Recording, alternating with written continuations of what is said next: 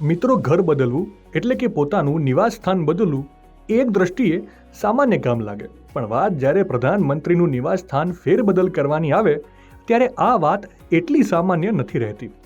પ્રધાનમંત્રી નરેન્દ્ર મોદીનું કાર્યાલય અને નિવાસ સ્થાનના સરનામા હવે બદલાવાના છે. પ્રધાનમંત્રી નિવાસ સ્થાન અને કાર્યાલય બંનેને સેવા તીર્થ સંકુલમાં સ્થાનાંતરિત કરવામાં આવી રહ્યા છે. નિવાસ સ્થાન અને કાર્યાલયને સ્થાનાંતરિત કરવા માટે પણ સામાનને ખસેડવામાં આવશે. જો કે પ્રધાનમંત્રી નિવાસ સ્થાનનું સ્થળાંતર એ કોઈ ઘર ખસેડવા જેટલું સામાન્ય નથી. આ માટે સરકાર દ્વારા સ્થાપિત નિયમો અને પ્રોટોકોલનું કડક પાલન થાય છે.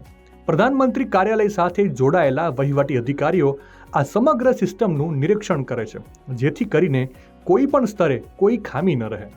પ્રધાનમંત્રી નિવાસસ્થાન અથવા કાર્યાલયમાં સ્થળાંતર થતાની સાથે જ આ બાબતનું આયોજન મહિનાઓ અગાઉથી શરૂ થાય છે.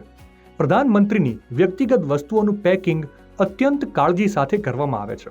વસ્તુઓની ઓળખ સુનિશ્ચિત કરવા અને કોઈ પણ ગેરરીતિ અટકાવવા માટે દરેક બોક્સ પર સ્પષ્ટ રીતે નંબર અને તેનું વર્ણન નોંધવામાં આવે છે.